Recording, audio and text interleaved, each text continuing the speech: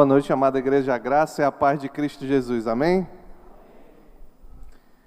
Queridos, é uma alegria estarmos no dia do Senhor, na casa do Senhor, para adorar o Senhor e ouvir a palavra do Senhor.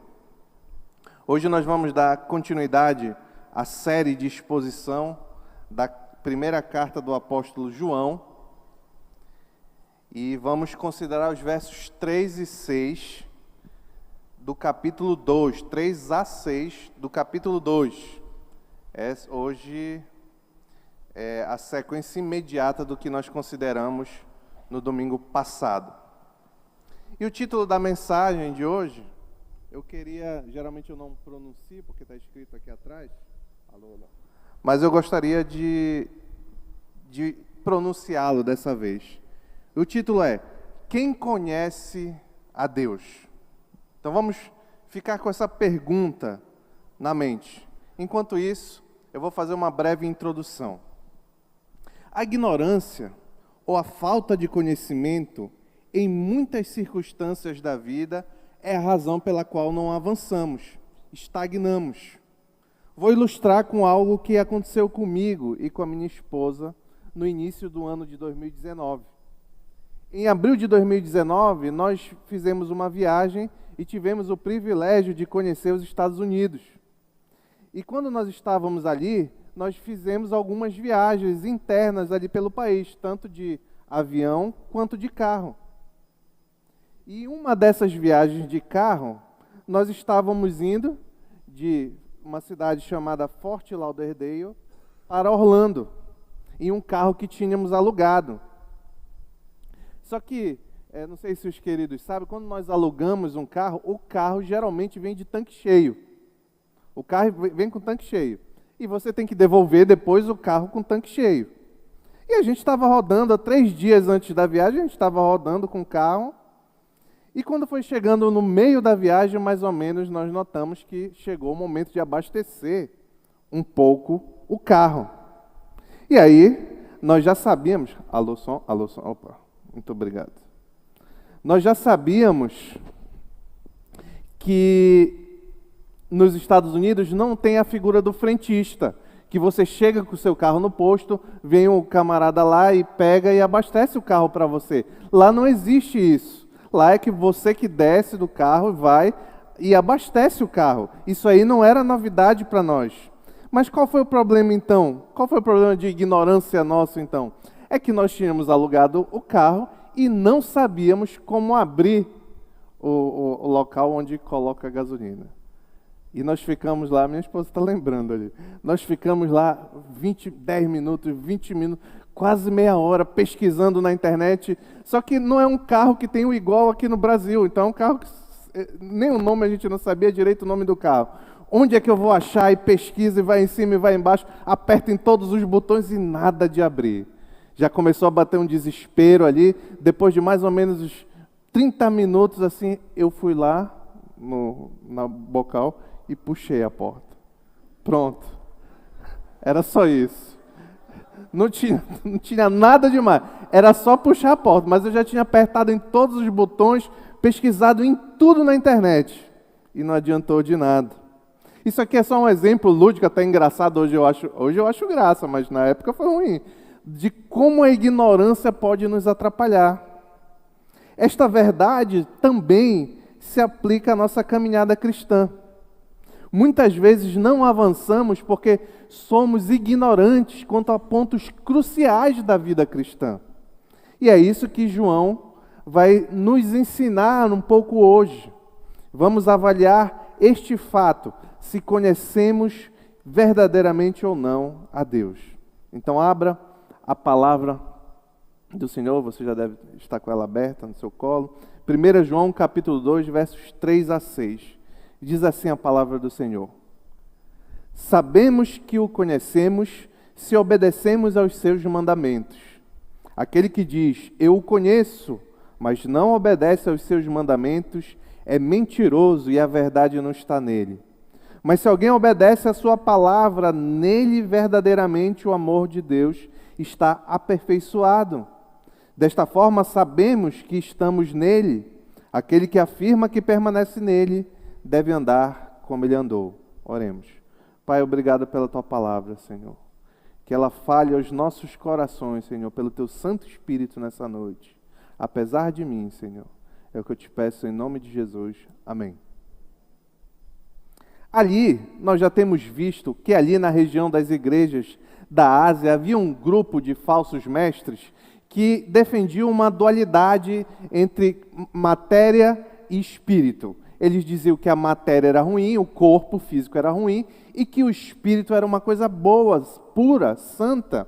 E por essa visão dualista, que dividia essas duas realidades, eles entendiam que eles podiam manter uma verdadeira comunhão com Deus espiritualmente, ao mesmo tempo em que aproveitavam o corpo de maneira que eles bem entendiam, para viver uma vida libertina, porque o corpo é ruim mesmo, vai perecer, eu posso fazer o que eu quiser com ele.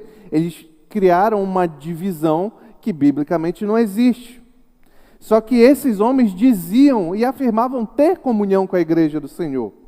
Para reconhecer quem são os verdadeiros irmãos, ou aqueles que verdadeiramente têm comunhão com a igreja, o apóstolo João fez uma série de testes, por assim dizer, para verificar quem de fato tem ou não comunhão com a igreja. No início desses testes, João lança o paradigma, o modelo maior. Ele aponta para Deus, o que você pode ver lá em 1 João, capítulo 1, versículo 5, onde ele diz: Deus é luz e nele não há treva alguma. Então, aqueles que são coerentes com esse Deus que é luz e não há treva alguma, esses têm comunhão com a igreja. Aqueles que são incoerentes, que andam nas trevas, usam o corpo para viver em pecaminosidade, não têm comunhão com Deus. Então, tem os aprovados e os reprovados.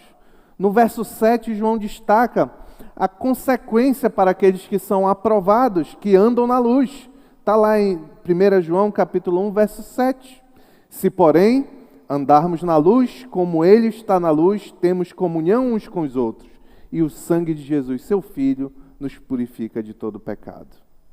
Nos versos 8 a 10, João ensinou que andar na luz não significa ausência de pecado. Deixou bem claro, deixou bem estabelecido que nós, seres humanos, ainda os cristãos, somos pecadores nesse mundo caído e dependente do Senhor. Na última mensagem, quando consideramos os versos 1 e 2 do capítulo 2, vimos que a nossa natureza, ter uma natureza pecaminosa, não é justificativa para uma vida moral frouxa. E que os cristãos pecam, mas o pecado na vida do cristão é um acidente e não uma regra.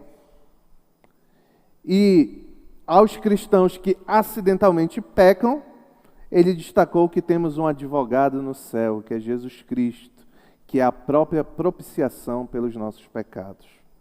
Hoje João vai continuar os seus testes para verificar quem verdadeiramente tem comunhão com o Pai, Filho e a igreja. E a questão aqui, o ponto que João vai testar é o conhecimento de Deus. E o primeiro ponto que eu queria destacar é: quem conhece, obedece.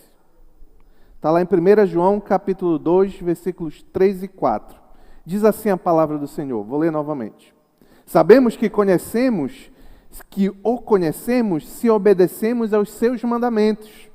Aquele que diz, eu o conheço, mas não obedece aos seus mandamentos, é mentiroso e a verdade não está nele.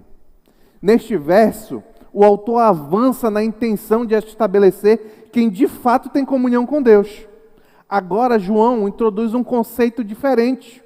O conceito de conhecer a Deus, como substituto do conceito que ele tratou anteriormente, que era ter comunhão com Deus.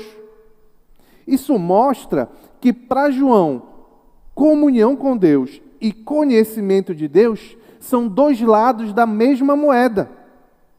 É significativo João medir aqueles que afirmam ter comunhão com Deus pelo conhecimento que eles têm de Deus. Por que é significativo, pastor?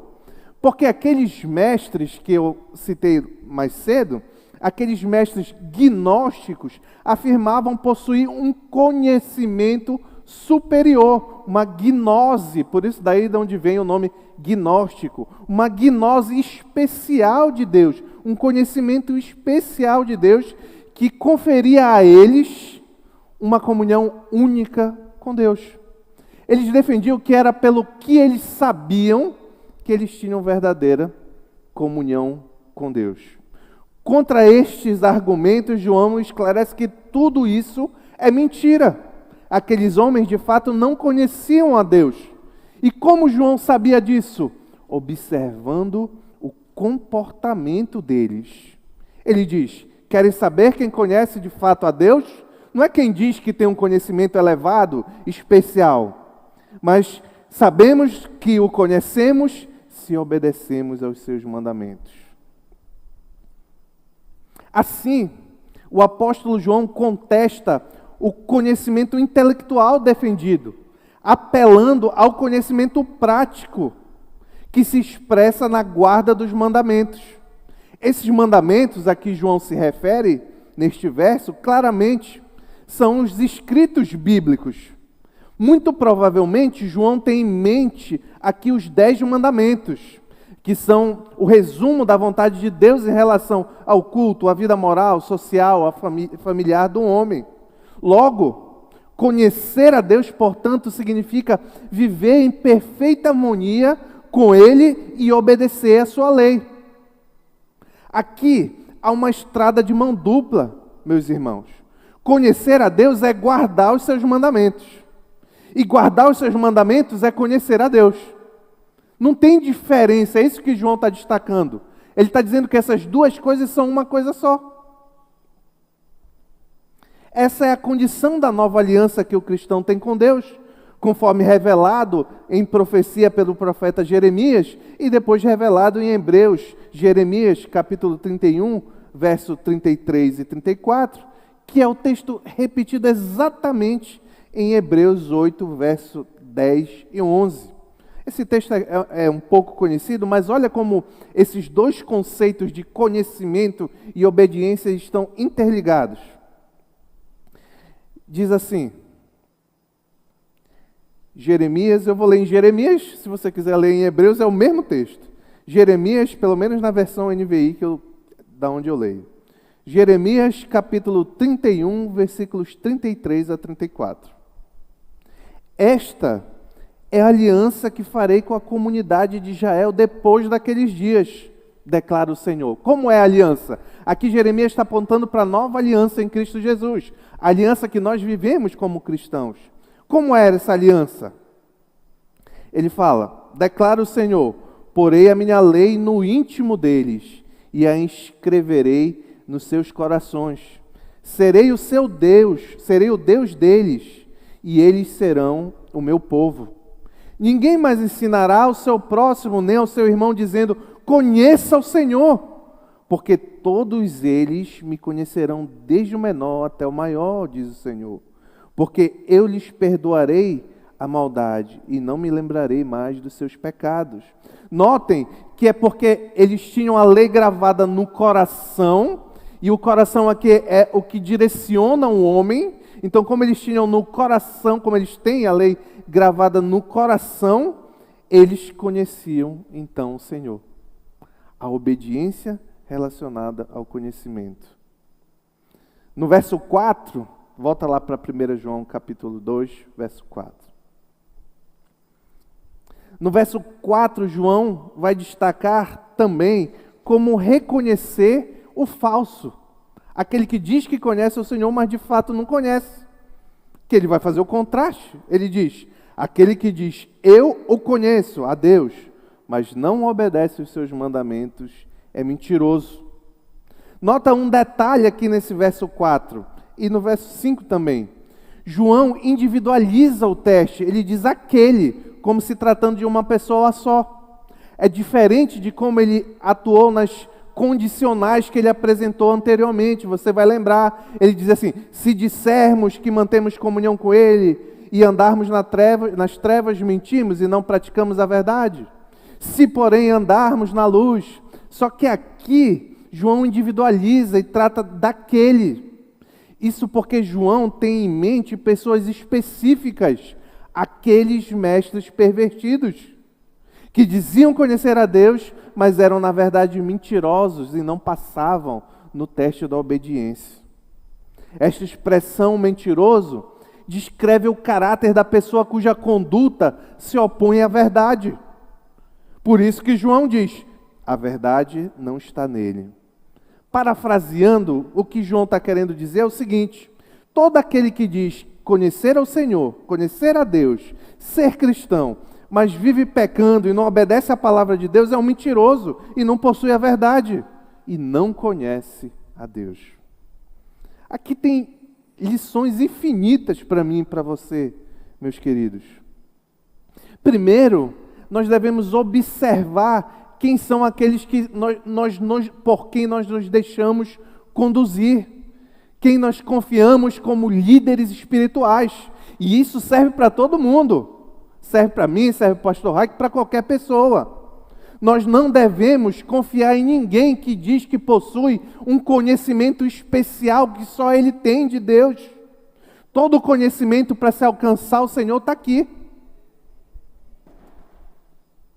Esse homem que diz que possui uma relação íntima, especial, que ele pode até lhe ensinar, se você quiser, mas que aponta para ele, é um mentiroso. Uma boa ferramenta para saber quem é o verdadeiro mestre e o falso mestre, João ensinou para nós aqui, é olhar o comportamento, olha a vida daquele que você segue como sendo mestre. Às vezes, o pastor já citou aqui, e isso tem inúmeros exemplos, o camarada que quer ser pastor, quer ser líder espiritual, mas o cara está no terceiro casamento. É incompatível isso. Isso é só um exemplo de inúmeros. Você tem que olhar a vida. É por isso que a palavra do Senhor diz que não sejam muitos de vós mestres, porque sobre os mestres virá maior rigor. Nós não podemos nos deixar ser guiados por homens que a boca diz uma coisa, mas a vida revela outra. Uma segunda lição para mim e para você é que nós devemos nos dedicar a conhecer a palavra de Deus. Que nós não sejamos apenas alimentados pelo que os outros dizem. Não que seja ruim você ter um líder, um pastor que prega, que ensina, que dá aula, professor de EBD. Nada disso é ruim, tudo é ótimo, é bênção de Deus. Mas nós temos que buscar a conhecer o Deus que nós queremos nos relacionar, que nós nos relacionamos. E a forma principal de conhecer a Deus é por meio da sua palavra. Se dedique a estudar, a procurar saber. Deus fez um livro para a sua igreja. Ele deu um livro para a sua igreja. Ele não deu um vídeo, um áudio. Ele deu um livro, porque Ele queria que a sua igreja se dedicasse a conhecer Ele, a ler a palavra dEle. Como consequência também do que nós vimos, é claro que ter zelo pela obediência da palavra é muito importante. É o comando geral aqui. O crente é aquele que não só conhece, porque tem que conhecer primeiramente, mas é aquele que conhece a palavra e zela por ela, pelos mandamentos e pelos comandos da palavra de Deus. Isso é muito importante nessa época que a gente vive.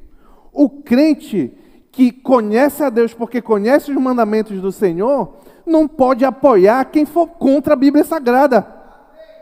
Não pode apoiar quem é a favor do aborto, casamento gay, feminismo, ideologia de gênero, pedofilia, sexo antes e fora do casamento, pornografia, corrupção, mentira, fofoca, maledicência, desobediência às autoridades do lar, na igreja, soberba e etc. A lista é infinita. Conhece a Deus, pois segue o mandamento.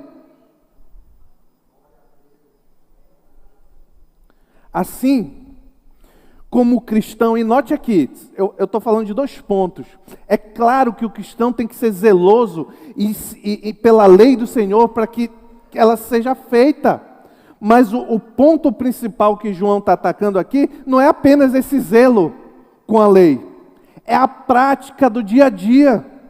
Por isso, não só defender todas essas coisas que eu falei, mas o crente também deve viver conforme essas coisas. Consequentemente, o crente não deve realizar aborto, não deve casar ou participar de casamento gay, não deve participar ou incentivar algum tipo de guerra entre gêneros para exaltar o sexo feminino. Não deve criar filhos. O crente deve criar filhos para que desde cedo eles tenham um exemplo de homem cristão em casa e filhas para que tenham um exemplo de mulher cristã em casa. O crente deve proteger seus filhos de conteúdos sexuais e roupas sensuais. Deve ser fiel no casamento, inclusive com seus deveres conjugais. Deve evitar todo tipo de imoralidade. O crente deve ser contra a corrupção, mas também não pode se corromper. Não pode dar jeitinho de se dar bem. Ele tem que ser verdadeiro e não mentir por coisa que acha, por coisa alguma. Não deve ficar falando mal dos outros. Deve obedecer seus pais, maridos, pastores, nos limites da palavra de Deus. Não deve ser ciumento e orgulhoso. A lista aqui também é infinita. Note que são duas coisas que envolvem conhecer e obedecer os mandamentos do Senhor. Zelar pela lei, mas zelar pela aplicação da lei na sua vida também. Não se engane pelo fato de você vir à igreja, frequentar cultos, ser batizado, participar de ceias, conhecer a Bíblia, frequentar EBD, os metanoias, servir na igreja. Só saberemos quem conhece a Deus por meio daqueles que lutam para obedecer seus mandamentos. Não é vir na igreja, não é participar de tudo, vir em todos os cultos, se quando sai daqui você não se esforça, a sua luta não é para obedecer.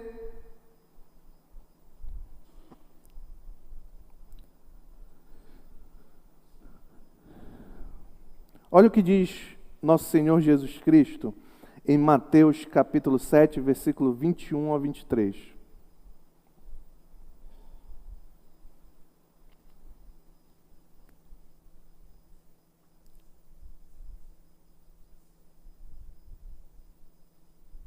É a mesma ideia aqui que está por trás, meu querido, nesse texto, muito conhecido. Mateus capítulo 7, versículo 21 a 23. Nem todo aquele que me diz Senhor, Senhor, entrará no reino dos céus, mas apenas aquele que faz a vontade do meu Pai que está nos céus. Muitos me dirão naquele dia, Senhor, Senhor, não profetizamos em Teu nome? Em Teu nome não expulsamos demônios e não realizamos muitos milagres? Mas eu lhes direi claramente, olha aqui, conhecimento e obediência, nunca os conheci. Afastem-se de mim, vocês que praticam o mal. Ou em outras palavras, afastem-se de mim, vocês que não me obedecem. O segundo ponto que eu queria destacar nessa noite o primeiro é quem conhece e obedece, e o segundo é quem conhece imita. 1 João capítulo 2, versículos 5 e 6. Mas se alguém obedece a sua palavra, nele verdadeiramente o amor de Deus está aperfeiçoado. Desta forma sabemos que estamos nele. Aquele que afirma que permanece nele deve andar como ele andou. Uma das características mais visíveis da epístola que estamos considerando é o uso contínuo que João faz de contrastes. Verdade, mentira, luz e trevas, amor e ódio.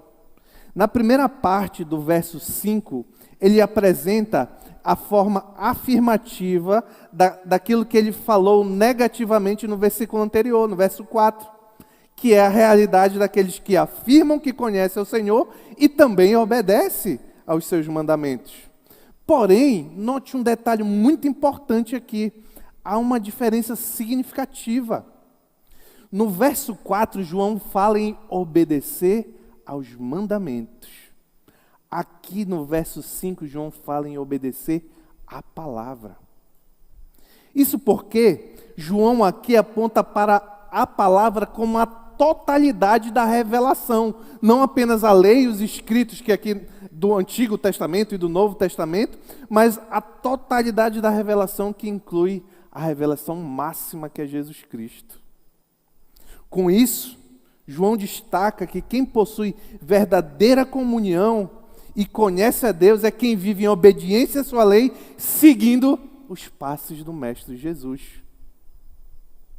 Apenas a estes, João diz, nele verdadeiramente o amor de Deus está aperfeiçoado. Todo aquele que obedece à palavra de Deus experimenta o amor irrestrito de Deus. E qual é o significado dessa expressão, amor de Deus? Esta expressão deve ser entendida como se referindo ao amor que Deus tem por nós, por duas razões. Há alguma discussão entre os estudiosos, mas eu entendi que essa aqui é a melhor. Por duas razões. Primeiro, é dito que esse amor está aperfeiçoado, ou seja, que é Deus quem aperfeiçoa esse amor no cristão. E o segundo é porque esse amor aperfeiçoado é a causa pelo qual nós podemos guardar os mandamentos do Senhor. Logo, a ideia que João quer ensinar é que o amor de Deus por nós, que consistiu em mandar seu Filho Jesus Cristo para morrer, para nos salvar dos nossos pecados, é justamente esse amor expresso na obra de Cristo que nos torna capaz de guardar a palavra do Senhor. Por fim, João conclui a ideia geral. Desta forma, sabemos que estamos nele. Aquele que afirma que permanece nele, deve andar como ele andou. O sentido é que a comunhão em Deus, em Cristo, não é uma condição estática, mas um relacionamento ativo, que consiste em imitar Jesus Cristo, andar como Jesus andou, ser cada vez mais parecido com Jesus.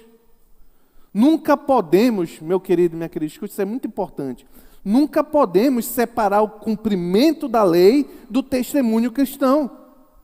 Isso é farisaísmo, legalismo. Afinal, todas as coisas, inclusive a lei e o cumprimento da lei, cooperam para que nós sejamos cada vez mais parecidos à imagem, moldados à imagem de Cristo Jesus. É o que Paulo diz em Romanos 8, 28 e 29. Nossa vida deve imitar o modo como Jesus andou enquanto viveu na terra. Só assim obedeceremos de fato a sua palavra. Nós somos capazes de conhecer a Deus cumprindo os seus mandamentos e dando testemunho de Jesus Cristo, porque Ele nos concedeu graça e misericórdia. A primeira aplicação para mim e para você. Nós só somos capazes de obedecer o mandamento do Senhor e dar testemunho, ser moldado à imagem de Cristo Jesus, porque Deus nos concedeu isso por graça e misericórdia. Olha lá, 2 Coríntios capítulo 4, versículos 4 a 6. 2 Coríntios capítulo 4, versículos 4 a 6.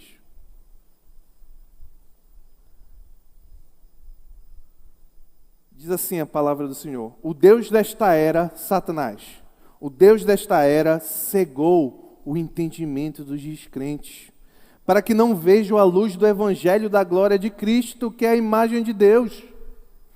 Mas não pregamos a nós mesmos, mas a Jesus Cristo, o Senhor, e a nós como escravo de vocês por causa de Jesus. Olha aí, o detalhe está aqui no 6. Pois Deus que disse, das trevas resplandeça a luz, Ele mesmo brilhou em nossos corações, para a iluminação do conhecimento da glória de Deus na face de Cristo. É porque um dia Deus foi misericordioso comigo e com você, que essa luz resplandeceu nas trevas do nosso coração, e nós fomos capazes de conhecer a glória de Deus na face de Cristo. Isso aqui tem muitas implicações. Nós temos que refletir o amor que nos aperfeiçoou para enxergar Jesus. Por exemplo, é dever do cristão ser misericordioso. Jesus foi misericordioso com você, e os ímpios são cegos, incapazes de ver. Se você não demonstra misericórdia, pode ser um sinal de que você não é crente. Pastor, mas de onde o senhor tirou isso? Então olha lá, Tiago capítulo 2, verso 13. É consequência lógica da palavra do Senhor. Tiago capítulo 2, verso 13.